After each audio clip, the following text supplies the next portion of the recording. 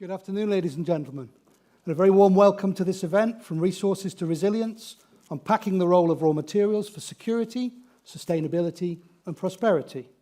As some of you may already know, my name's David Rose. For those of you that don't, it's very nice to meet you.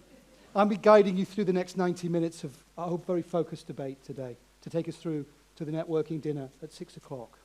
So what's on our agenda today? Well, we have two clear steps we're going to follow. First, I'll be interviewing Commission Vice President Šefčovič to get his framing for our discussions, and then we'll be bringing up our panel to dig deeper into these key issues around raw materials and mining in Europe responsibly, in a necessary way that's ready to deliver. So let me just frame things myself by just giving you a few highlights from the recently released Euromines manifesto, which came out last week. So the concept is a clear one. We obviously have a decision to make. Some will say we've already made it. Which path do we follow for responsible raw materials? Well, I think we know what the choice is. One pathway really does mean turning a blind eye. It means we accept higher imports, lower ESG compliance, lower strategic autonomy, lower resilience. Clearly, this is not a path that any of us choose to follow. We choose to follow the path on the right, but let's be clear about what it actually means, not just in terms of plan, but delivery of plan. The manifesto is clear. If we want to hit the 2030 targets in the CRMA, we're going to need 20 to 30 new strategic mine projects by 2030. Now, when I first started talking on stage in Brussels about 2030 quite some years ago, many of you will remember too, you were in the same discussions. It was a long way away. But it's getting a lot closer, a lot quicker, isn't it? So our pathway is clear. There are three clear ways in the manifesto about how we can strengthen our raw materials supply. It's about enabling and maintaining, growing and investing, and above all, also being responsible. Enabling and maintaining is all about our social license to operate, from unlocking our exploration potential through to innovating operational efficiency. The growing and investing is about that competitive framework we've all touched upon before in our discussions.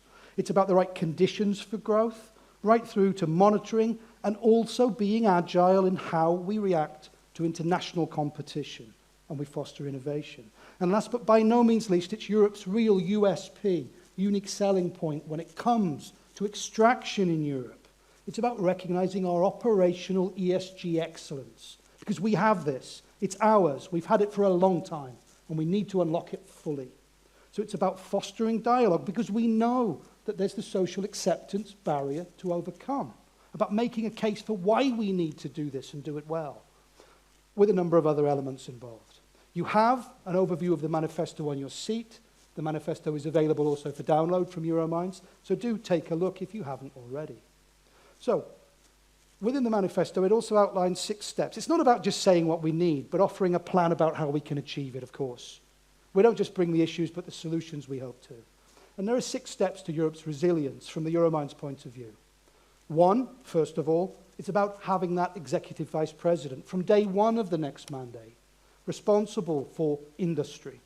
It's about a comprehensive policy, and this links in, of course, with the Antwerp Declaration, with over 1,000 signatures already, about delivering an ambitious EU industrial deal which maintains our environmental objectives.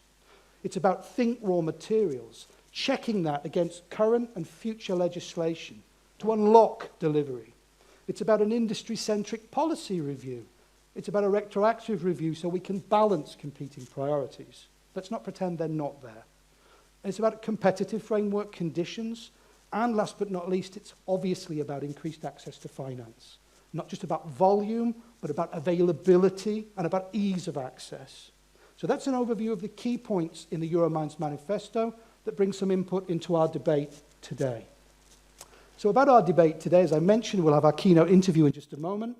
Then we'll rapidly move into our debate, where we touch upon these different issues I've talked about. But we really want to touch upon them, not redefining issues we are all familiar with, but really looking at what is not the elephant in the room, but the need we all have, the shared objective about delivering on the goals of the CRMA in a way that works and by 2030 and made in Europe.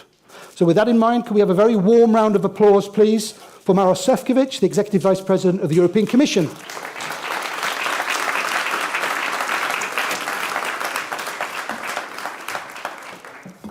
So here we are again. So I've got a series of questions to put to you to frame our discussions a little bit, to get things started, if I can. So the first one's a little bit of an easy ball for you to hit, in a sense, I suppose. Bearing in mind, obviously, where we are with the discussions, where we are at this stage of the mandate of this commission, what are the priority messages that you want to give the mining and raw materials community here in the room to kick off our discussions today? I think that first and foremost, I would start even with a more general message, because I think it's very important to underline it. That the political leaders in the European Union, the leaders of the EU institutions have a very clear message for all industrialists. We want the industry in Europe not only to stay, but to prosper, to develop, and we are ready to fight for it. And therefore, I think that what you will see tonight, tomorrow, will be a very strategic discussion among the leaders on competitiveness, which would, of course, feed into the process where the new political guidelines and new political framework will be developed. And I saw that you already invented a new job for, for one of the vice presidents. But it's quite clear that the competitiveness and the industrial policy would be absolutely at the top of the agenda. But I know that you are going to discuss the critical raw materials, and the lineup in the panel is excellent. I see the Anna Michel is here, who was absolutely crucial to get the Critical Raw Materials Act through the Parliament. Kerstin, together with Peter, been working very hard in the Commission to put this new framework and this new thinking about the critical raw materials on the college table, and then been working, of course, with our partners in the Parliament to make it happen. And I know how much Robbie did for the critical raw materials, I would say new appreciation in the United States, and now he's bringing these ideas here to Europe. So what is going to happen in the next few weeks? So we will see that the Critical Raw Materials Act will start or will enter into force at the beginning of May. Already in a few weeks' time after that, we want to have the first board meeting, which will be kind of running the implementation of the Critical Raw Materials Act. And we will immediately also start with the first call for the projects. So if you have a good projects, and I know many of you in the room, I know that you have them, so just put in your calendar that on 30th of April we'll do the info day, how to apply, how to register, how to be part of this first call, because we want to start very quickly to list the most promising projects which we would have in the European Union, so we can give them the seals of being strategic project for Europe, which would allow us then to work together on feasibility studies, to look together for funding, for financing, and of course to work with all the national governments to make sure that the permitting will use this overriding public principle approach, and will get the permitting much faster than usual, because we know that without critical raw materials, we will not build our climate-neutral future. I think that's as clear as that. For any future-oriented technologies, you need access to these critical raw materials. We know that we are ready to work with the industry, with our member states, to deliver that. Okay, crystal clear. I pick up from you a clear aim, a clear statement about ambition. You mentioned that you want the industry to stay and prosper here in Europe, and you're prepared to fight for that, which leads me to my second question, and it links in a little with what I presented at the beginning. Is the Commission ready then, in its next mandate, in your opinion, to adopt that bold new industrial policy? I'm absolutely sure of that, and I think, I never seen such a, let's say, in a positive sense, agitation about the programming of the next Commission, and I'm here already for quite some time. So, I mean, tomorrow the leaders will go through the Enrico Letta report, which is very much focused on the single market, where we lack the ambition, where we should do more, and it's very much focused on the industrial ambition. And he's kind of highlighting the fact that especially in the areas where we believed in the past that it's best to leave them with the member states, like energy, telecommunication, or health, we've been kind of pushed through this last two crises into, I would say, new approach to how to deal with this crisis, because it was quite clear that we would never be able to procure, the vaccines at the quantity and speed if we do it individually in every member state. The same goes for energy. We would never make it through the most severe energy crisis in the 70s if we wouldn't work together. And of course, if you look at telecommunications, how many operators we have in each of our member states, and I think 52 major just in the European Union, comparing to 3 or 4 in China and US. So it's very clear that we have to scale up. That's our, I would say, major challenge. And when I was listening to the speech of Mario Draghi, who was making to the social partners, he's calling for radical change. And he's calling also for making sure that the competitiveness industry kind of realignment of our social policies with our climate ambitions and competitiveness must simply come as a top priority for the next Commission. And I think that the discussion of the leaders tomorrow and all the, I would say, preparatory steps to get a new lineup of commissioners to start working, I believe, at the end of this year will clearly reflect this ambition, which is so present in any political debate I'm attending right now. No, very clear comments from your side. But I'll come back, if I can, just very slightly to this idea that the manifesto asks, as many other stakeholders do, for that signal from the Commission side at the beginning of the next mandate, through that role of an Executive Vice President, through that new Industrial Act. Is that something that we consider to be a possibility or a probability? I think it's, I would say it's probable possibility, yeah? Or possible probability. Hold on a minute. Is that clear, ladies and gentlemen? You are talking to the career diplomat of the past, so I know. But I mean to be crystal clear, I think it's very clear that if you look at the speeches of the President of the Commission, if you listen to the all the presidencies, the prime ministers, and I would say to talk of the, political and business leaders across the Europe, it's obvious that what the expectation is from the not only political elites but also from the captains of the industry, from farmers' community, for the citizens.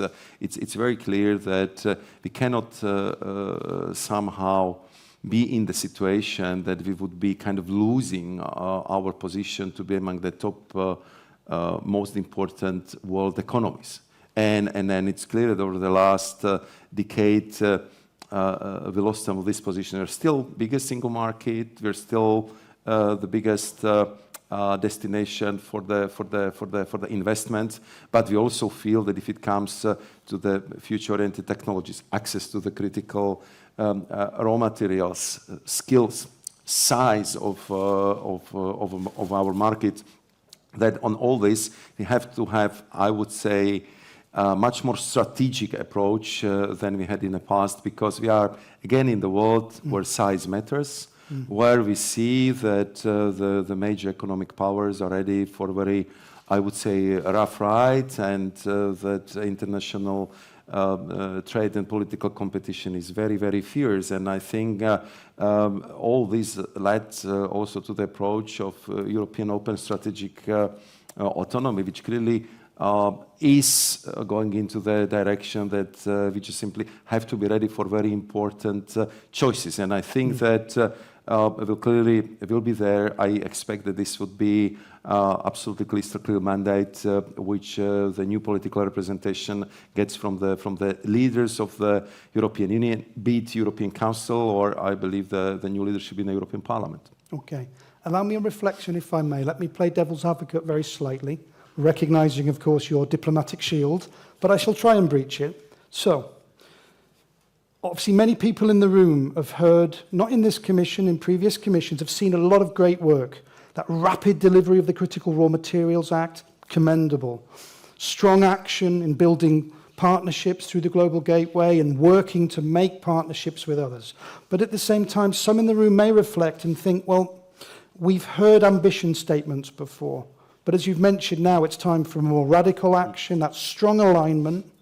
And so the fear of some might be, well, okay, but we've heard these types of messages in the past, but we still are here now talking about the need to deliver. What reassurance would you offer there? I think that the situation is totally different than in the past. I mean, let's look at the beginning of the last Commission. I mean, we had relatively good economic time. We've been growing. There was strong support for the climate policies, and we presented very ambitious outlook what we would like to accomplish, so-called twin, green, and digital transition. Of course, at that time, and I still remember very well, it was in December. We didn't know that already in February, March, we'll be locking ourselves into our apartments because of COVID-19. At that time, nobody could believe that we would have war again on our continent, and that actually two wars will be so close to our borders, and we would go through the fiercest of the energy crisis, bringing back the inflation, which was in Europe and in Eurozone unheard of. So I think that with all this, what I'm saying is that we have to give a lot of credit to European businesses and to European economy because they have proven enormous resilience.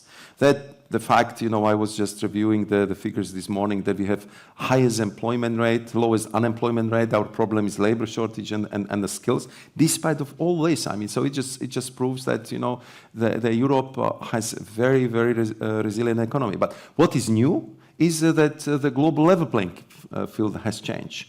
We don't see, by how much the China is funding and financing its overcapacities, and because they are really blocked from the US market, they're trying to kind of bring everything over here to Europe. I had very open discussions with our American partners that if it comes to the Inflation Reduction Act, I understand its importance for the US economy, but for us it couldn't come at the worst possible time when we've been really struggling with how to make sure that we would accommodate the millions of Ukrainian refugees going through the enormous energy crisis where we are paying through the roof for also the energy supplies coming from United States.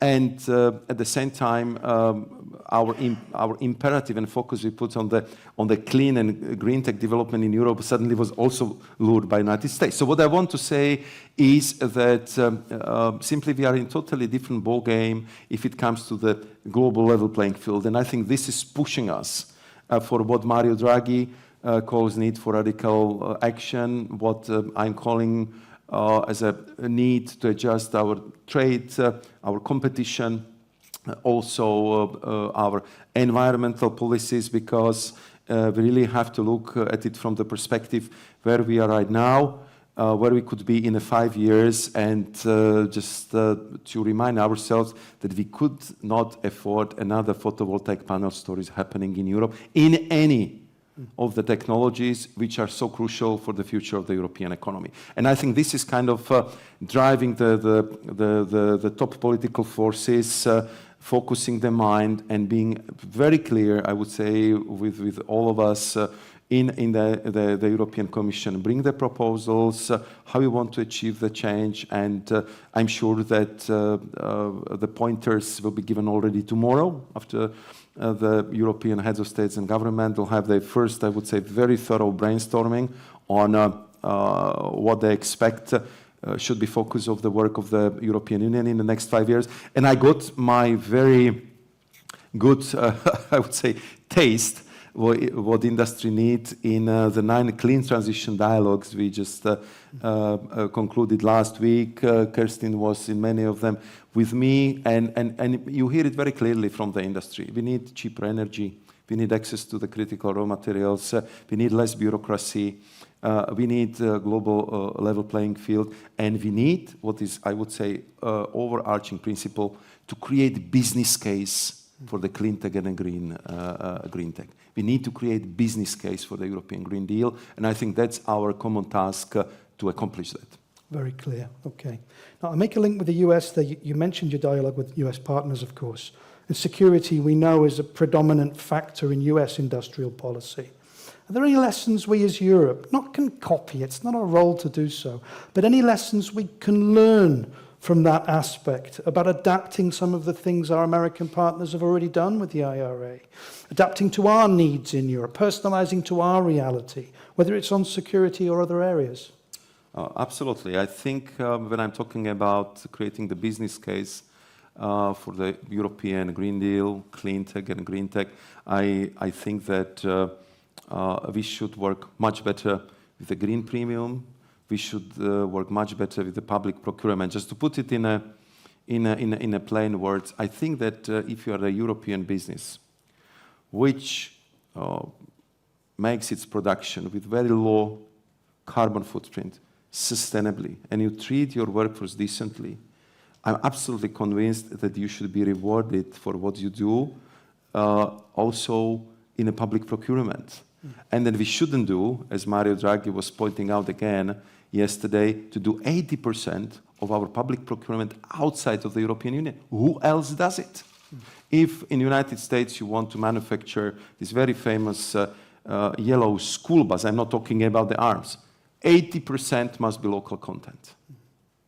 Can you imagine that we would be allowed as a European companies to do some really serious public procurement bids in China? It's forbidden. It's very clear. So what I want to say is that we have to find a way how the price shouldn't be the only criterion in a public procurement. We have to reward low carbon footprint, sustainability, decent treatment of the workers, and I think we already started with that in our battery regulation, in our package for the wind energy, where we clearly highlighted that for us, sustainability, carbon footprint, and I would say the social aspect of doing business will be very, very important.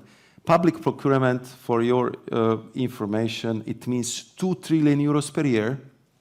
It's 14% of the GDP, and I believe that this is very important source how we can fund some of the, I would say, transitional technologies, because for many of the products we would be discussing, we need to create the market. We need to create market for green hydrogen. We need to create a better market also for electric vehicles, and for many of these technologies which we know we need to have in Europe if you want to be on par with the two big economies in the world. But you need to create lead markets. You need to help these markets to be formed, and I think that's the role where European, national, public, I would say, sphere, of course, always together with the regional authorities, have to work much closely with the industry, with businesses, and of course with financial institutions to make it happen. Yeah, so about using procurement as one of those low-hanging tools, if you like, Absolutely. to help create those lead markets,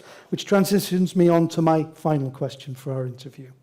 Now, look, I think we all know here in the room, you know yourself very well, how important policy coherence is. We all know the efforts that are invested day after day, year after year, at the European level in trying to ensure that policy coherence. But any complex package of legislation like the Green Deal, with the Critical Raw Materials Act and all its other components, there's always that risk of elements, not of blocks or contradictions, but minor elements or more major elements of incoherence that can be detrimental to the aims that we urgently need to deliver on. So with that in mind, the Euromines manifesto talks about the idea of a horizontal debottlenecking legislation to really focus on and help iron out some of these remaining discrepancies between different policy areas. There's classic examples like the water regulation in respect to extraction activities, and there are others as well. With raw materials, we also have chemicals policy in raw materials, as you know. So do you see the need for such a debottlenecking legislation? And if so, how do you think that would work? Absolutely, and I can tell you that each one of these clean transition dialogues, and I would say the meetings with the different sectors of the industries, because I mean we are now really meeting all the sectors which are in one way or another impacted by the green transition. We always try to do it together with social partners, of course, with NGOs, always part of this meeting, and I'm sure that they can testify that each of these meetings I am concluding with one request. Tell us where you believe that we are asking you to do something which is technologically impossible. show us where you see the inconsistencies or incoherence in our legislation, or tell us where you see that simply what we're asking you is so bureaucratic from the point of view of reporting, and I'm getting the stories about hundreds of thousands of geolocators if it comes to deforestation policies, or hundreds of thousands of little points at different gas production facilities to spot the methane leakage. And what I think we need to do, and we already created, I would say, special channel for that, and this I'm doing a little bit advertisement for that, where you can report it already now to the Commission, all of these sorts of the complaints, and I can promise you that we'll be looking at them, and I think that we would have to address them one by one. I heard in one of our discussions the idea to have some kind of gigantic omnibus where it will take care of all the problems. It will not work. I think we have to go sector by sector, work very consistently with the industry, social partners, NGOs, and to simply where it needs to be recalibrated, where it needs to be put in more coherence, where it needs to be kind of reset so we can actually achieve the goals. We have to be much more pragmatic in this regard. Sometimes in a Commission, a little bit we are defensive about what we adopted, what we are implementing, but I think if we see that simply even the best intended, legally perfect legislative act is not delivering the results, I think we just should be brave and courageous enough to say, let's have a look again, let's reset it in a way that it will actually bring us the results we all want. So clear from your side then, acknowledging that that's something we need to do. Clear from your side, you see a step-by-step approach as being necessary. My last reflection on that would be one of time. I know you have to leave at a certain point yourself, but keeping an eye on the clock. Is there a risk, though, that taking that piece-by-piece approach to it, that the timeline for that might not help us deliver so effectively on our 2030 goals? I think that, of course, the time is of the essence. I mean, every single meeting I attend, we start and end with the partners in the discussion, highlighting the sense of urgency. I think Prime Minister really got it. The fact is that we are in the year of transition, but I think in this particular case, it's a good thing, because there will be new setup of the policy guideline. There will be new, I'm sure, energetic team who will be kind of responsible for bringing it in place. There will be new European Parliament with, I believe, this sense of urgency, because they will, I'm sure, hear it in the pre-election meetings with the citizens. So I think let's use, I would say, this year for mapping out the problem, for making sure that we are spotting them, and we also have the recipes how we can address them, and then really use it in our work of bringing all what was agreed over the last 5 years through this implementation phase. I think that we kind of, if it comes especially to the green transition, I think we are kind of really touching the outer boundaries, how far we can go with the regulations. Now we need the smart implementation, we need the technological breakthroughs, and we need much more enthusiasm of the private business to go and invest, because they see it's a good opportunity, it will bring revenue, and it will make my company more competitive. And I think that would be the task we have to accomplish in the course of the next mandate of the Commission. Thank you very much. Can we have a round of applause, ladies and gentlemen? Thanks. Good night. Thank you. Thanks very much. Thank you. Thank you. Okay, let's sit back down now.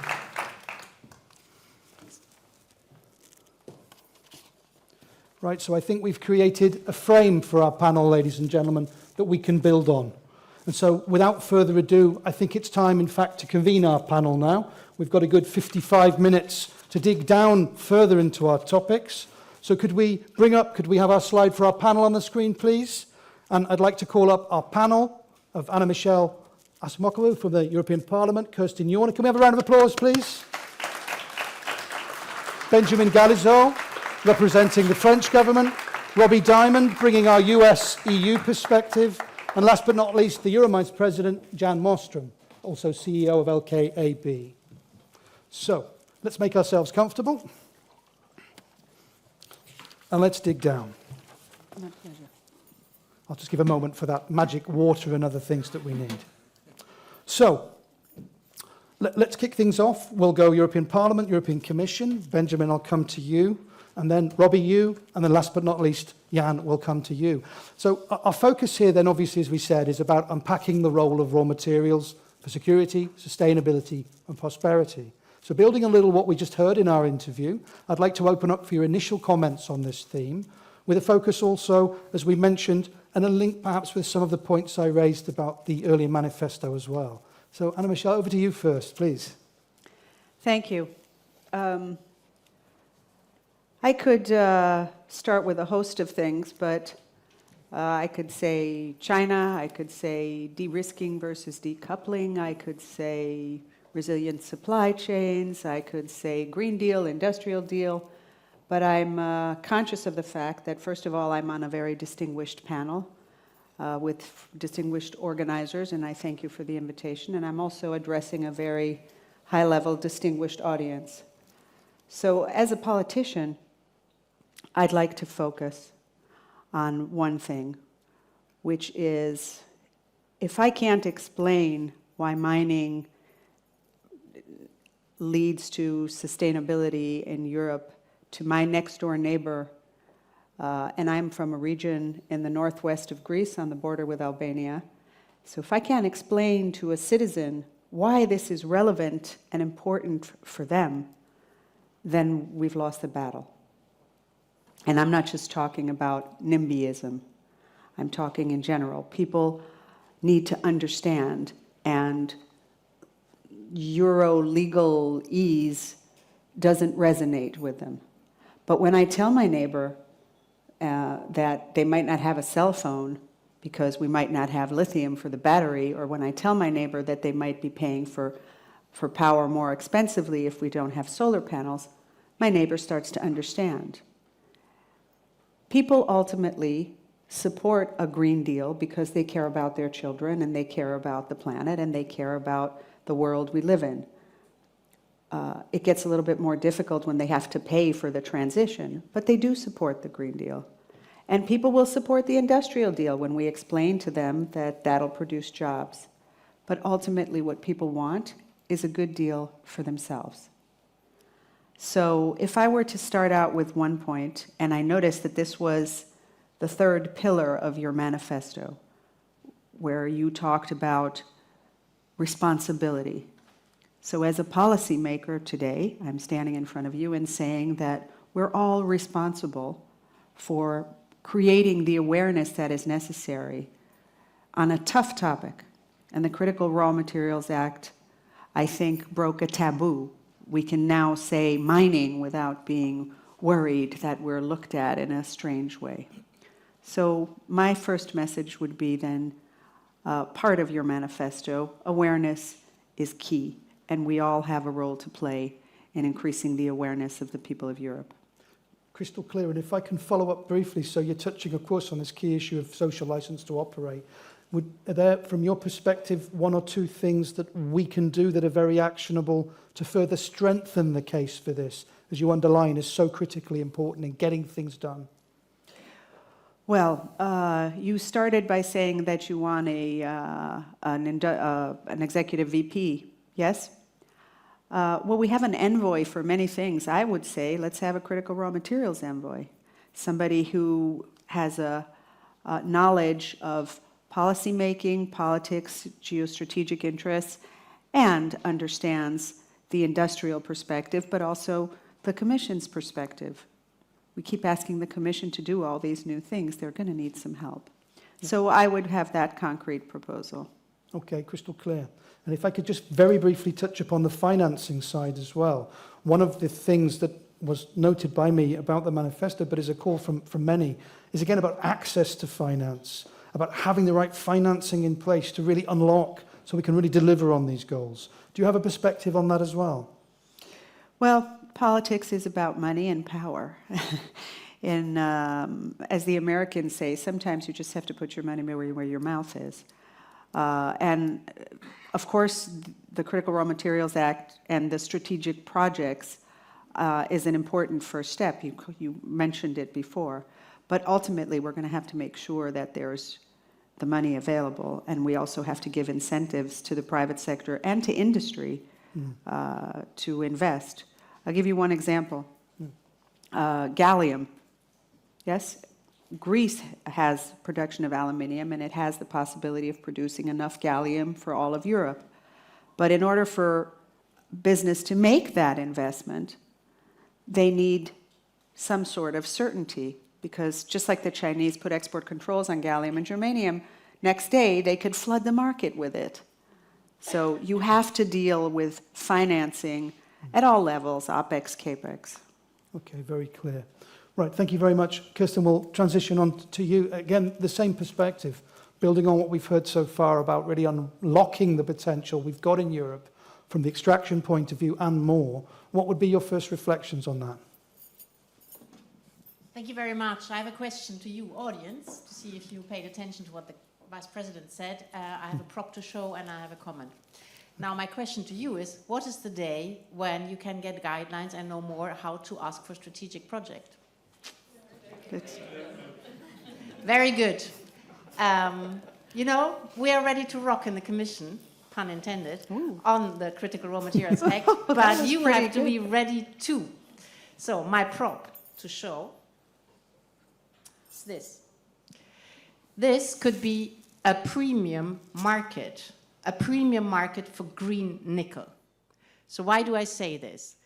Is your off-taker point. You know, there has to be someone to want to buy these ESG-friendly, socially responsibly mined materials.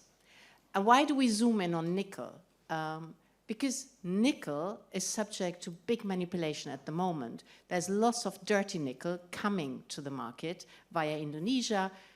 There's talk of price manipulation on some exchanges, and the prices have gone down like, 60%. Nobody is investing in nickel anymore because they say price volatility. That's not a business case. So, we need nickel. We know we need nickel. 300,000 tons in the EU. Stainless steel, which we need for defense, we will need more of it. Batteries, not so much for the moment, but we will need much more of it. So, wouldn't it be nice if we had a market for green nickel? To quote green nickel next to nickel. Because that would be a market much more difficult to manipulate. It would give much more certainty to investors.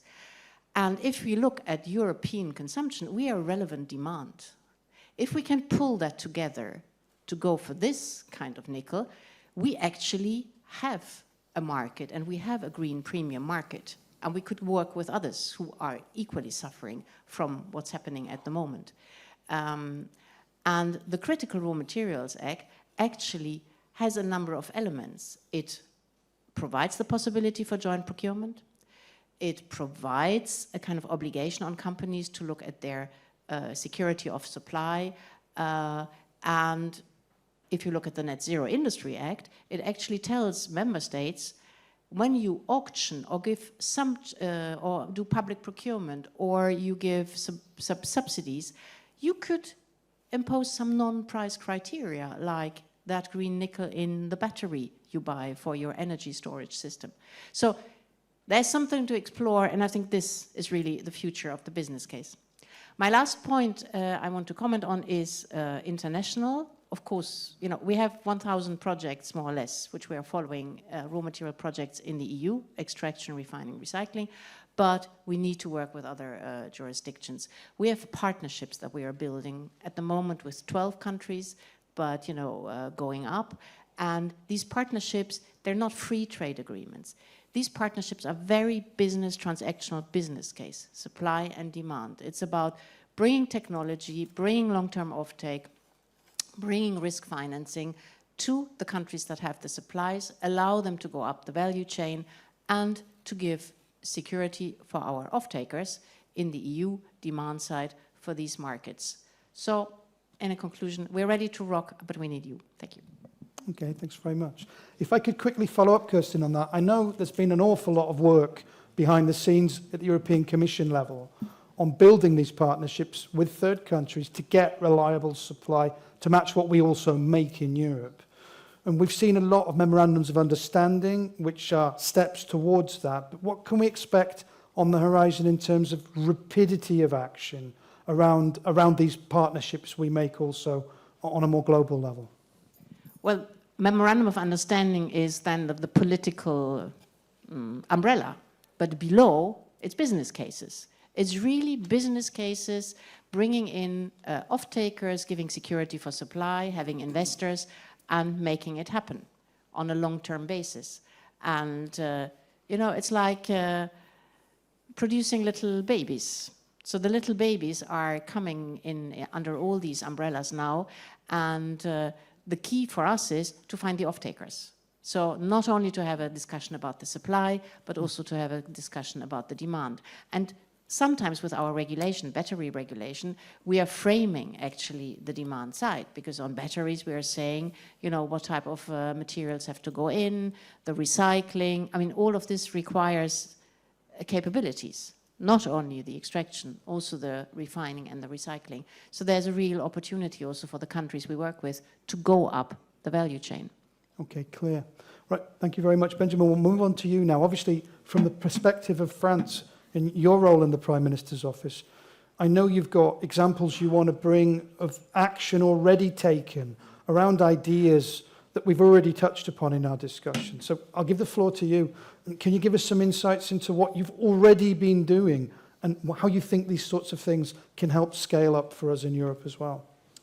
Okay, thank you very much. First of all, I would like to mention, and I think it's very important, that there is now a large political consensus on the fact that minerals and metal are a key factor for the energy transition. It seems obvious for everybody in the room, but you know, for the general public and the political side, it was not so obvious 2 years ago.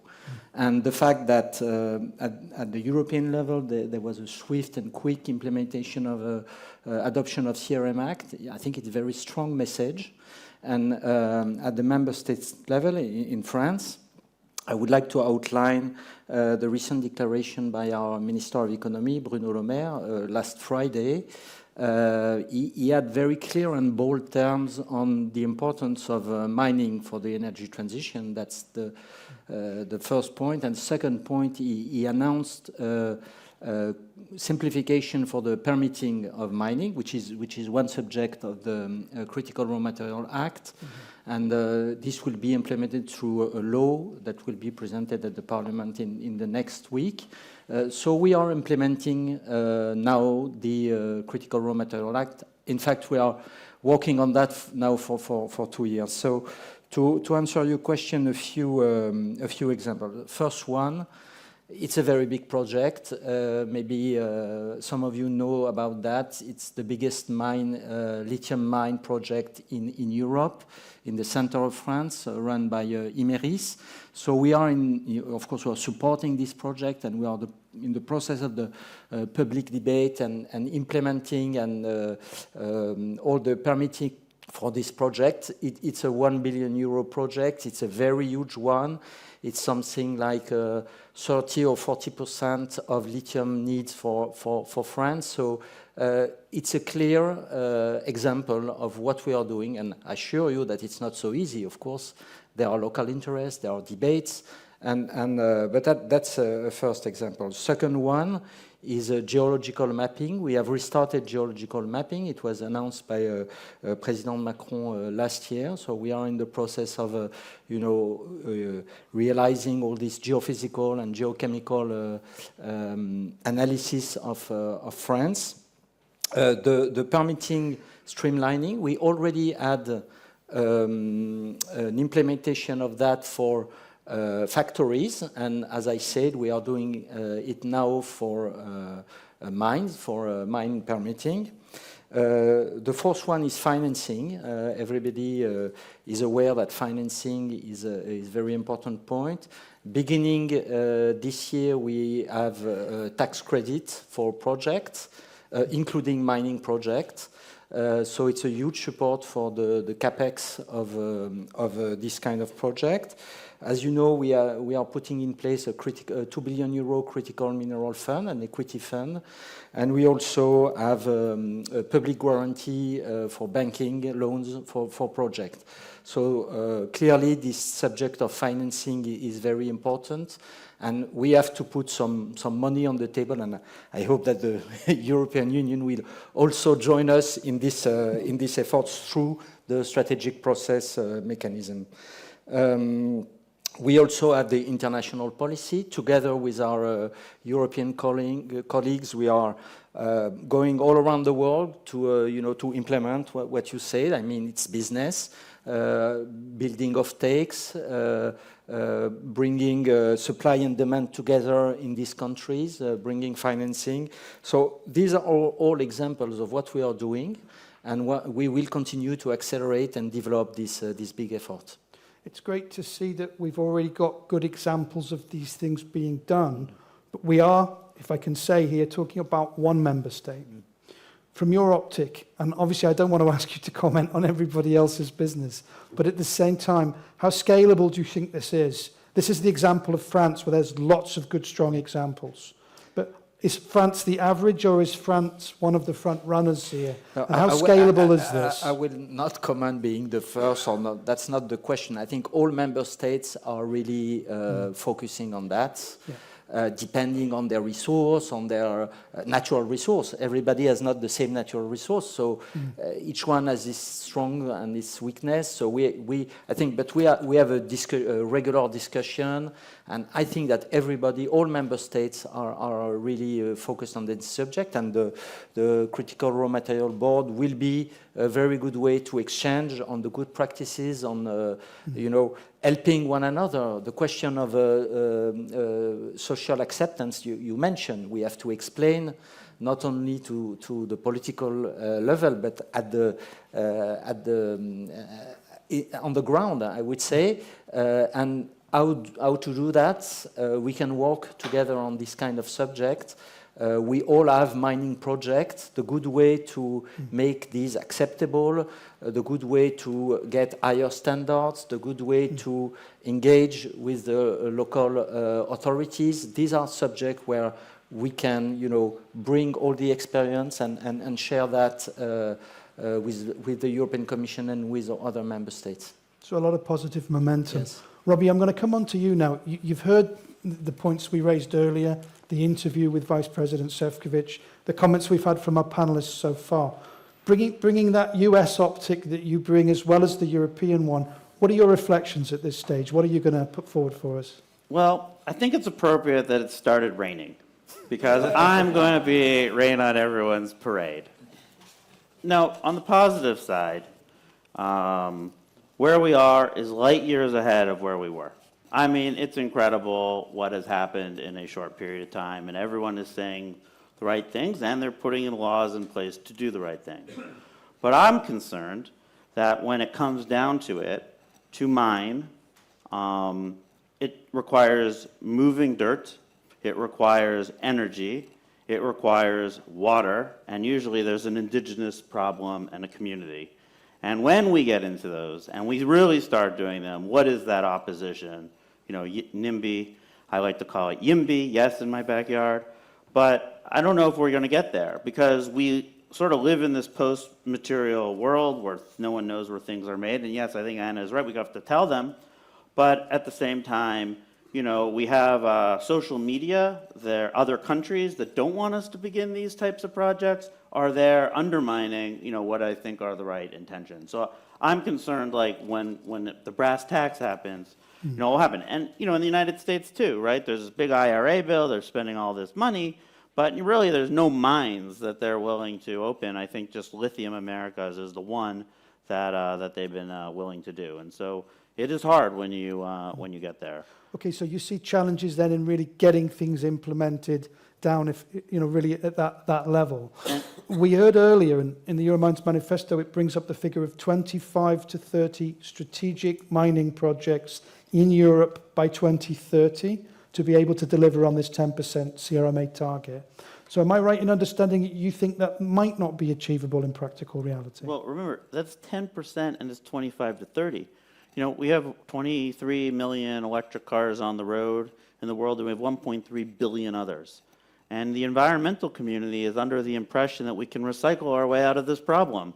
And I like to point out that we have a numerator and a denominator problem. And so, you know, it's not 25 and 30, it's hundreds that are ultimately going to happen. And what you really heard about nickel is the story. This is a structural problem. So I think the IRA, I think the money that's being spent is potentially good money after bad unless we deal with that structural problem of overcapacity. You know, we have competitors out there who do build at overcapacity, have opaque supply chains where they can undermine different parts of the project at every level, from the mining to the processing to the precursors to the actual building, and then they can share, they have unlimited budgets and can manipulate that. So we have companies in many cases that are, you know, quarter to quarter answering to that. And so I think things like the IRA, we might build a lot of important things, but then they, you know, will they hold on when the price has been plummeted because the market has flooded? So I think we not only have to do the positive things to build these things, but then we need to build the preventive measures to protect these things. And that's difficult too, because we'll have to wait to get all the solar panels we want and the batteries. You need to, you know, they're playing for keeps. We need to do the same. Okay, so in terms of transitioning a bit from problem to solution, then what for you are the one or two priority things we've got to do to solve that? What are the actions to take and when? Yeah, I think we need Europe, America, Canada, Australia, Japan, and Korea to get together and say, we need a transparent supply chain from the mine to the final product. We need to infuse it with human rights, labor, and environment. We don't need a global standard. I would like one, but it'll just take 20 years. We need to just all implement our current domestic standards that are similar, and we need independent inspectors to make sure that that's happening. And finally, acknowledge to our public, you will probably pay more, which is that offtake problem. You know, we meet with car companies and other companies, they don't want to pay more. And when they don't really want a green premium, and they don't want a new exchange outside the LME to exchange nickel. You know, they talk about it, but in the end of the day, in the room, they're like, yeah, it's already expensive, and we can't do that. So you ask me, I think you know, the hopefulness is we have an existential problem. You know, we basically offshore these things because let them have all the dirty stuff. But in the end, we're just laundering the coal and the dirt through them. So existentially, we need to do this, which is why things have happened and happened quickly. Now we just need the backbone. And, you know, political leaders have to tell societies that haven't done this in a long time what it really takes to do it. That is where I'm kind of weary. Okay, but I'll note that the rain stopped now. There you go. So signs of hope, ladies and gentlemen, signs of hope. Right, Jan, you've been obviously taking in what we've heard and bringing the Euromines president's perspective, but also in your role as CEO at LKAB, what your company's doing in investing in Europe. What are your reflections here about what you've heard, about the challenges you face, about the ways of overcoming the challenges that you see? I would not go back to the complexity of creating what we can call resilient value chain. We need to understand that the value chain or the Green Deal or the green transition starts with access to energy and raw material. We talk, of course, of a comprehensive industrial policy. What we talk about is a policy how to ensure that we will have cost-efficient electricity and that we will have cost-efficient raw materials. And you know, raw materials, and especially mining in Europe, is quite rare. We have for the past 3, 4, 5 decades exported all our mines out to South America, Africa, Australia. We are not familiar with mining as we was 4, 5, 6 decades ago. We have imported these materials. Now we have to regain the understanding of mining. We have to have the public acceptance. We have to have these licenses to operate. we have to understand if we want to have a competitive industry, and the industry is the backbone of the union. All our prosperity lies in our ability to have a competitive industry. Then we have to have access to these materials. And I would say it will be almost impossible if we can develop a policy, an industrial policy, saying how will this be done. Otherwise, we will have all this complexity regarding electricity, regarding raw materials, as was mentioned here, with how many networks we have in each country. We don't have it if we would use the word, which I don't like, standards. How will we actually deal with all these complex value chain? A policy saying, this is the way we are going to do, this is how we are going to get access to this precious green electricity, this precious resilient raw material, metals and minerals. Okay, so if you had one or two priority actions that you want to see and you want to see happening in the shorter, could we say almost urgent short term, what would they be? I would say, perhaps I would quote, now I don't remember his name, Armstrong, when he went down from the Eagle in 1969, the summer, it's a small step for man, but a huge step for mankind. I see the Critical Raw Material Act, something like that. I think it was mentioned here. For the first time, we actually says that this is important. It's important that we have access to these metals and minerals. I would say the most important thing now is how to implement that. We talk about 20 to 30 strategic projects. Hopefully we will have these, and we will have the process of both defining them, but also to see how they will be dealt with.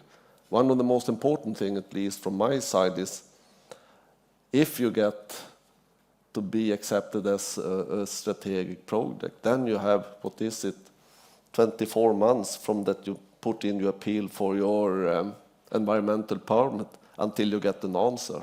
And of course, the most important thing is it yes or no. But you have to deliver on the Critical Raw Material Act and deliver it fast. Okay, clear. Have we got any reflections, Anna Michelle, Kerstin, or Benjamin, or even Robbie, from what we've heard so far? We've heard a little bit of rain, but with some positive sunshine that's hopefully, possibly coming. There's a bit yo-yo today, the weather, isn't it, ladies and gentlemen? We've heard also Jan's comments too. Kerstin, please. And in a moment, ladies and gentlemen, if I can, I'll be opening up for questions in a moment. So if you've got questions, get those hands ready. Yep. So I have two comments. One is, you call it Yimby, I would call it Pimby. Please, in my backyard. That's what we have to get. And I think the fact that we included waste, tailings, in the Critical Raw Material Act is a way to get to that. Because we're saying, sometimes it's enough to just look at what you already have. Because we had a lot of way, because we were looking for things that in the past, that is not what we're looking for today. So being able to say, what we have here, we are going to use it, it's no longer a danger for you, because waste is always seen as a danger, but we can actually use it. We can build a business case on the waste as well. And in the new kind of projects, maybe there's an extraction business case and there's a tailing business case. This, I think, can help to de-dramatize the perception of the excavation and of the extraction. And my second point is that you need skills. We need skills. And Jan, I've been in Euromines in Kiruna. They are very impressive. And the skills is IT or battery robots that are. So the perception that we often have of mining is not what you actually see. And I think there's much more can be done by all the companies who are in this business to actually explain and show this. I've met recently a company, Austrian company, they're actually active in kindergartens, to show the beauty of the material and what you can do with the material. So I think there is something to do for all of us as well to get from NIMBY to PIMBY. Okay, I'd like to bring in a new term. A few years ago, there was a beautiful cartoon about this. There's NIMBY, we want PIMBY, but right now someone says we have banana, which is build anywhere, but not anywhere near anyone. And we still need to address this. Benjamin, yeah. I want to come back on the question Kerstin and Robbie mentioned about the structure of the market. So there are two questions. The first one is the premium market, and of course we have to, work very hard on how to, create this premium market. But the second question is the long-term market. And I think there is a political subject about that, but there is also a question, and Robbie mentioned that, of relationship between different kind of companies. I mean, building long-term contracts with floor and cap price is clearly a good way to help projects on one side with the floor and to help customer with the cap.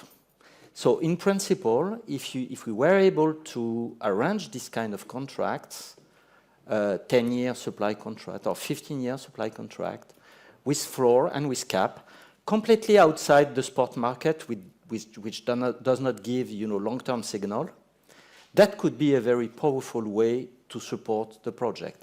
But currently, there is no consensus in the industry on that. And I'm always talking with company on the mining side and on the other side, the user side, because it's my job in France to do also this kind of...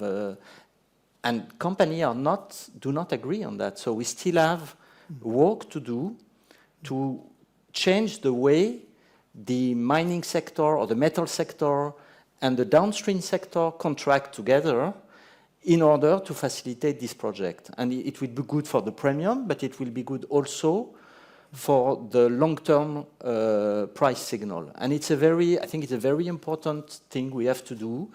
We cannot change that overnight because there are practices. Miners are used to sell on the spot markets. That's the way they do their money, or at least that's the way they think they can do their money. I think they can do also good money with long-term contracts, with floor and cap, because the volatility of the market, the way the market can be manipulated, as we saw, that is a very big problem, I think, also for the mining industry. But there is still a lot to do on that side.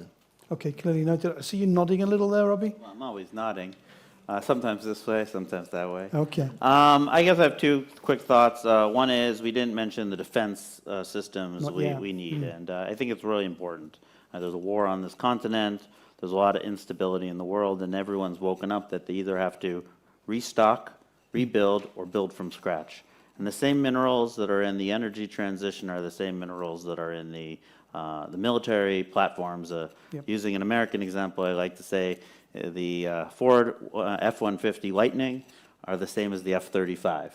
So I think it's really important, and that the defense side doesn't actually need as much, and that the commercial sector through the green transition can help. And I think that's where you can talk politically to a larger group of people who might not be as enamored with the green transition. The other one I would just mention processing. There are places in the world, including the United States, where we get rare earth now, and where do? We send it to China to be processed. And that will happen here too. So unless you're thinking of that side of the equation, and I think sometimes we get caught up, I know this is Euromines, so I don't want to say, but sometimes we do get caught up in the materials, the rocks we need, and we forget this other piece, and I think that it's an important piece that might even have a slightly less of a negative connotations. No, but a key point you make about the defence side as well, where volumes are lower, but criticality is just as high, indeed. I'd like to open up now. Do we have anyone in the audience that would like to pose a question to our panel? If so, be bold, get those hands up. Yep, I see one over here. Could I ask anyone, and one over here, could I ask you, please, if you don't mind, to avoid lengthy statements from the floor, just identify yourself and pose your question, please. Thanks. Yeah, Quentin de Hulst from the International Copper Association. So our members also mine copper in Europe. So we mine as much in Europe as what we import from outside of Europe as concentrate. And they have projects that are strategic to increase this. I've learned that we can learn from the wind industry to accelerate permitting because we have the Critical Raw Material Act setting ambition, but we know we need to implement this at local level with capacity there.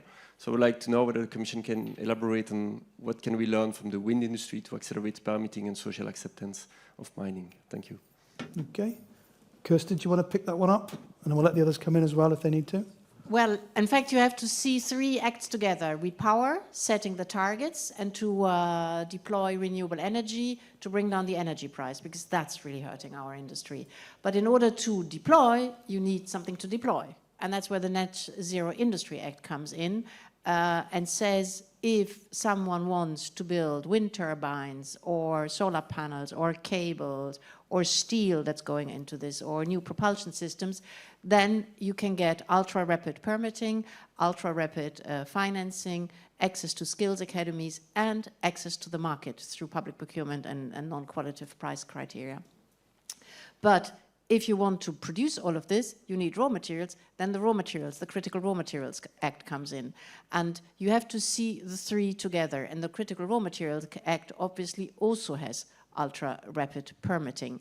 The wind industry is a different problem. The wind industry is the problem that you get wind turbines from China and the Chinese say to you, here's my wind turbine, you don't have to pay, or pay me when you can.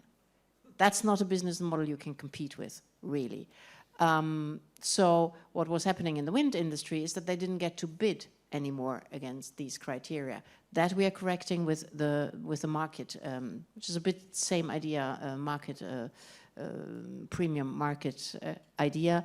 And when it comes to financing, just one example, but the wind industry could no longer bid because their balance sheets were too bad, so they wouldn't get the performance guarantee from the banks. So we developed a counter guarantee with the EIB to allow for the wind industry and that might be relevant in some of the projects, and you know, it shows we can maybe think of something to give the counter guarantee so they can do the performance guarantee and they can be part of the bidding process. That's what we can learn from the wind industry. Okay, that covers that one. We had a question over here as well. Then I see another this way. Can we go to the gentleman at the back first, and then we'll come back over here. Thank you. Thank you. Jeff Golan from Vale Base Metals in Canada. We're a global producer of critical minerals. I have a request and a question, so I'm not going to say it's two questions. My request for all the panelists, can you raise your hand if you have visited a mine? Can you raise two hands if it's been off the continent of Europe? Okay, thank you. So my question is this. As far as I understand, there's no restriction on any buyer to pay a green premium, should they so choose, to buy nickel or any other critical mineral. So what information do you have that there's an industrial groundswell to pay more and from voters to pay more? Okay, so an interesting question. I literally said there's none. I literally said they walk into our offices, all these companies, and say, look, we're not going to pay more. And, you know, Indonesia is this perfect example. Who is it that's trying to get the free trade agreement with the United States, with Indonesia? It's the car companies. And so, you know, I think they talk a good ESG game, but they don't want to do it, and I don't think people want to pay more, which is why I think the only way you get a global race to the top is we all race together.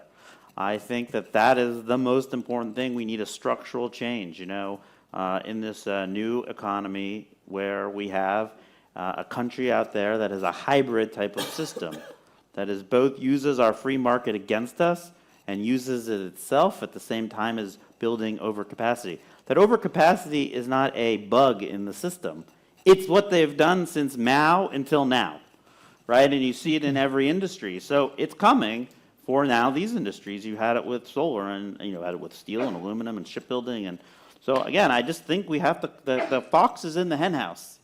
Okay, let's hold that thought. Mao until now and the fox. We're getting very metaphorical today, ladies and gentlemen. It always happens with afternoon debates. Mornings, this never happens. So let's pick up on this, Benjamin, and perhaps Kerstin and Anna-Marie as well. One element of answer to your question. There is a structural change for certain metals, is that now your metals, I mean you're a miner, they are going into large-scale commercial products such as car. And there is a very, very big transparency that will be put in place with the battery regulation. And there is a need for the car maker to get some, some, I would say, clean or green metals. So that's a strong incentive that has to be taken into account. Now the question is, how do you certify that this nickel or this metal is green or not green? So there will be need of kind of regulatory measures that are in the CRM Act and that are a kind of, incentive to put in place this green market. And we have to organize that, but it's a force that you have to take into account. Yeah. So you see it as being there, but it needs to be it needs to be, if you like, strengthened. It needs to be brought out. Exactly. Yeah. Okay. Clear. Kerstin, Anna-Marie, do you want to come in as well on that? Okay. For me, we're flexing our single market muscle on this, which you may not have. The single market muscle means we nudge off-takers to go there. Sometimes with regulation, battery regulation, because then, if you want to use a battery in Europe, you just have to put it to build it in the way, which means responsibly mined materials. We nudge through standards. You say you don't like standards, but they're quite a useful tool to ensure compliance with certain regulation. We nudge through public procurement, as I said. Non-price criteria about ESG, cyber resilience, very important in the area. And then we nudge through conversations, what Vice President Šefčovič mentioned. Because if you look at a windmill, 1,000 tons of steel go into that windmill, wind turbine. The wind turbine produces green, renewable electricity. That electricity goes into electrolyzers to produce hydrogen. That hydrogen goes for a steel company to produce green steel. That green steel, should go into the wind turbine. So, you need to have these conversations with everyone to create the understanding, I'm the OPEX for downstream. And by having these conversations, we see more buy-in. Hybrid, green steel in Sweden. I mean, we have 50 million tons of steel in Europe, but it's only 2 for the time being. But virtually all of it has been sold to car industry because they're interested in getting that green steel. And the faster you can scale this, the cheaper it will be. So I'm not as pessimistic as you that there is no one wishing to walk into that space. And maybe one example of what we have done. Since the beginning of this year in France, the subsidy for electrical vehicles are dependent on the CO2 content of the car, including the battery metals. Okay. Okay. So the argument then being that we need to make this stronger. And Kerstin, it's clear from your side that it can be done. So you have the sun might come out, it's not raining approach to that, definitely. We have one more. I can answer the... Please do, yes. I can answer the voter question. No, voters don't want to pay more. Unquestionably, they don't. But I'll tell you something that I think the average person, whether they vote or don't vote, understands, is that in the end, you get what you pay for. I think that's a better concept to work with to explain to people what they're getting. And people do care about the quality of what they're getting. People do care many times about the origin of what they're getting. And people do have values. I mean, if you ask somebody if they'd rather get something from a jurisdiction which doesn't have any labor laws or uses child labor or pollutes the environment, they'll tell you that they don't want to. Now, the problem is when you tell them that there's a huge price differential, the problem is how do they react? Do they turn a blind eye or don't they? Well, how do you deal with that? First of all, you explain it to them so that at least if they're going to be hypocrites, they have to be out in the open about it. And secondly, you find a way to lower the price for them, at least until you can scale up and you can find the necessary financing in order to get there. So It's an interesting reflection. I guess you raise a hand in the room if you like a bit of chocolate sometimes, ladies and gentlemen. Does anyone like me munch on a bit of chocolate, or is it only me? Yeah. Find me a chocolate bar on a shelf that doesn't say sustainably sourced cocoa these days. But 20 years ago, the discussion in that market was, no, people won't pay a premium. Yes, they do. So I would argue, we could argue, I suppose, that other sectors have done this. So maybe there's an urgency for our sectors to do this in other areas too. But doesn't it come back to social license to operate again that we've all talked about, though? Are we making the case strongly enough to people in Europe? Not just here in Brussels with discussions like this, but is there an opportunity, and I'd like to hear from all of you just quickly, is there an opportunity or a real need here to just make a better case for all of this? Because you've mentioned this idea that if people don't accept this at the local level and social license to operate, then we have a real issue here in terms of delivery. So I would like to, I mean, just a quick reflection if we can, thinking about time, but so Anna Michelle, do you see that there's a stronger case to make to people in Europe to show them why we need these things, to try and enhance this social license to operate? Because you've mentioned that voters are not aware of this, or they don't care yet, would be my comment. Not that they don't care, perhaps, but they don't care yet. That's not true, though. They do care. They care about what they consider green. They care about being responsible. People do care. Not everybody is, so cold-blooded. But do they view raw materials in that optic?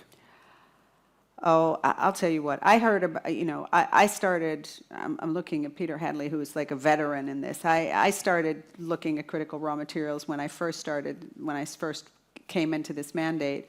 And I was simply shocked when I realized that, we're planning a twin transition, which is based on this stuff, and we might not actually have it. I mean, that was just a shocking revelation for me. So we've come a long way since then, though. I mean, it's now high up on the political agenda, I can tell you. I mean, I never thought that mining, because of critical raw materials, would be a hot or, topic, but it is. So let's rock and roll. Okay. Let's use this momentum from the Critical Raw Materials Act to try and sensitize people to what's going on. Okay. Benjamin, you wanted to mention something there. Of course, this work on the ground to convince people is very important, very, very important. We know that the mining industry is doing that, and we're working very hard with Imeris to convince in the center of France, in Allier, people that this project is necessary, is good for the region, but also good for the nation and for Europe. So it takes time. I think we have to do more, we have to explain more. People are not familiar, how things are produced, so we still have some effort to do at the member state level, but also with the European Commission to explain more, even in technical aspects of how do we build this thing, how do we mine, what are the technical aspects. It's because on the ground it's really difficult. It takes time, and takes time to convince people and to tackle with all the technical questions. And when we're talking about permitting is basically that. Is basically giving the license to operate once you have gone through all this process, environmental process, and social process is of course part of it. Okay, Kerstin, thank you. Kerstin, I see you want to come in. Robbie, you signalled, and then Jan, I'll bring you in on this very quickly. Then we have a question over here as well, which I haven't forgotten about in just a moment. Okay, please. My point is, as a mother of four, explain is good, engage is better. And I think what we need to do is engage about the jobs that are behind this, which are really very interesting and good jobs. I'm going to Leeuwen for the university in 2 weeks or so. It's the students we have to engage with. It's the people who make career choices. We need all of you to offer traineeships to kind of show what it actually is, and training these engineers of the future. We have too few universities, and these who are actually specialized in this, and Leeuwen is one example of them, and they have too few students. Okay. So they cannot even offer the curricula they should be offering. That's where we, I think, can shift the tide. Okay, Robbie, quickly. Yeah, I was just going to say that although I sounded like a downer, yeah, I think the number one thing is transparency. I think it is very hard to operate against opaque supply chains.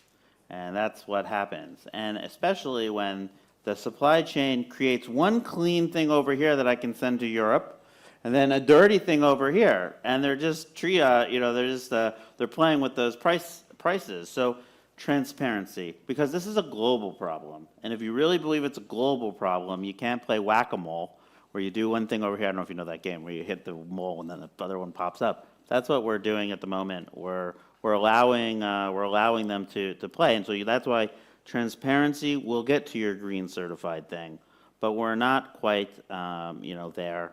And I think we need to also think about these dual tracks and make sure that we can't let them produce this one for us over here and then this one over here that's dirty, and then ultimately we don't solve the global problem. Okay, clear point. And Jan, quick reflection from you. Yeah, I will come back to social acceptance, because that's the crucial part of what we want to achieve.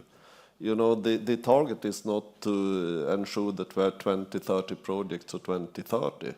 This is a long run. We have the continuous row of deposits, which means that we have to have that social acceptance, and then also got the public or the citizens in the union understand that mining is high technology today. As Kerstin said, it's not about to dig in a hole in the ground. It's generally state of the art regarding technology. And the tricky part for us is how can the industry and the political life go together and really make this transparent and make this understandable for the customers for our products. So I would say that is absolutely crucial, that we can get that social acceptance. Yeah, and through that partnership. Through that partnership, we have to be very aligned in this. Okay, clear. So we've got a pending question, and then we'll wrap up. Please. Thank you. Julia with Transport and Environment. I hope you can all hear me. So I have a question which is very relevant to the discussion you are having. So it's really on the case here in Europe. The problem we have is that we don't have financial support, like, for example, in the US with US IRA. And this is ultimately what you need to support these higher ESG local projects. Now, we do have a lot of financial support, public, going to the clients of them, as was just said, the clients, so battery companies, EV manufacturers. So what about as a short-term solution to try and attach a condition to source local materials, at least to some degree, when you give that public money to a battery plant or a car maker? Because ultimately, that maybe can help with some of the reticence that they have, and they want to source it locally because it's more expensive. So it's cheaper for the taxpayer. We give public money. We make it go a longer way by attaching some made in Europe conditions. Thank you. So quick reflections on that idea of conditionality. Who wants to pick that up first? There's so many legal problems. Nice idea, so many legal problems, no? I'll let the, I mean, usually it's legislators who have these ideas, and then the commission comes in and says, no, we can't do that because X, Y, and Z. So Right. why don't we do it that way? Yeah, let's bring the commission in on that quickly then. Come on. Net Zero Industry Act, actually, that's the logic that's in Net Zero Industry Act. When you give subsidy, when you do an auction, when you do public procurement, attach conditionality to it. It's obligatory, you know, for public procurement, it's the 30% of non-price criteria. So that kind of works. But I believe we also need more de-risking money. It cannot only be through the offtake.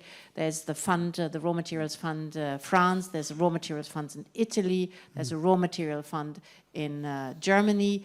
They should work together, and I'm very happy that all these three funds actually are European. So it's about the European value chains, and tribute to that. And Benjamin? So first of all, what you say is not completely true, because in France, but it's the case in several member states, there are financial support for extraction and transformation project. As I mentioned, we have a tax credit, which is, by the way, not so different as what is included in IRA. Inside the European regulation framework, so it's mainly for battery and for renewable energy. So there is a question to enlarge this stated case to other kind of, I would say, object, for example, for networks. As you know, power networks need a lot of copper, so we'll have to develop copper production and copper transformation. Currently, it cannot be applied in the stated rules. You cannot use, or aluminium, for example, you want to support an aluminium project, you cannot have the stated rule that is available for a battery, so that's a question. On the way you mention, and as Kerstin says, there are already some elements of that. And as I said, for example, when we subsidize for the customer for the car, it's dependent on CO2 criterion. So in a way, having the car built in Europe and with material built in Europe, you know, it's a very important factor to have low CO2 content, so it counts. Now, going all the way to, you know, reserving, subsidies for car battery to things produced in Europe, we still have a way to go, but there are already some elements in the NZEA, in different kind of subject. It has to be also a question of discussion inside the industry. I mean, the regulators, the member states can do a lot of things, but I think the industry, the different part of European industry, I mean, here we are in a Euromine, but there are also the car industry. You can have discussion with the car industry, and that's what we are trying to do in France, to connect all these different industry. So the regulator, the member state, the European Commission, we do a lot of things, but I think industry has also its responsibility and its rules. Its role, excuse me. Okay, clear. Time to wrap up now, ladies and gentlemen. So we'll go Jan, Robbie, Benjamin, Kerstin, Anna Michelle. So takeaway comments then. Our focus is on resources to resilience and unpacking the role of raw materials for security, as we touched upon briefly, sustainability, prosperity. So what would be your key reflections or key takeaway points on this with that optic of really being able to deliver on the goals of the Critical Raw Material Act? So that really getting things done. So Jan, I'll open up with you. I would say, listening to what we talk about, I see that we are very aligned what's necessary. We have to be very transparent of the necessity of these materials, and we have to have this social acceptance of what to do. We also have to understand that we have an impact as consumer on actually what we are buying. Even as was mentioned here, as a voter, you do not want to pay a green premium. On the other hand, we have to realize that people generally are concerned about this. So we have to balance this complex issue, and it's transparency to make it understandable that the green value chains is based upon our access to these critical materials, and we have to increase domestic mining. And would you have a takeaway message for European policymakers with an eye on the new mandate that's coming as well? What would be your main asks there? I would say that, going back to what I answered earlier, the most important thing now is how to facilitate the Critical Raw Material Act and actually make it work, make it operate. See that you can pursue some strategic projects and actually see that you have an overriding public interest in some areas. We have to have the showcase or whatever we will call it. We need to see that it delivers. Okay, clear. Robbie, on to you. Yeah, so the first thing I'd say is, like Anna Michelle said 5 years ago, this wasn't cool. So basically everyone in this room are now cool. So congratulations for that. Speak for yourself. Coolness caught up to us. But, you know, I guess I would say that, look, although I painted a bit of a doomy picture, but that's because the challenges in front of us are profound. And, but that being said, when we have crisis, we see people move quickly. And so I think that's our opportunity. And the most important thing besides this transparency is for people to understand what's in front of us and don't wear, you know, rose-colored glasses. And we are dealing with an economic system that's very different, both from the United States and from China and from other people. And therefore, what I'd say to Europeans is just accept that. The world is different than the institutions we built after World War II. And I think it's time for us to build new institutions, which could be free trade, but free trade with people who are living up to those standards and have rule of law. Okay, clear from your side. Benjamin? I think, as I said at the beginning, I think we have a good political framework and a good political condition, and now the question is implementing and delivering. So we have to focus on that, the member state and the European Commission, and I think we agree on that. The question now is not thinking about completely new things, but mainly, you know, doing, implementing, having testing on the ground our policies, and it's really the key question for the next 6 to 12 months. Okay, clear from you. Kerstin? I retain supply and demand. Money is nice, but it's also not enough. Supply and demand, what we need is a rock concert. And I'm sure we can organize that in Europe. Great, so that's a new industrial VP from day one and a new industrial policy matching the ambition of the Green Deal. Duly noted. Last but not least, Anna Michelle. Then a CRM envoy to match all that. Somebody, let's all the people that are in this room and all of us who are interested in this, let's become ambassadors of these concepts. People do understand. You just need to explain it to them. And you need to couch it in terms that touch them, that touches their lives. When you talk about safety, people understand what safety means. So you just have to use the right words. Okay. Right, and with that, ladies and gentlemen, can we have a round of applause for our panel?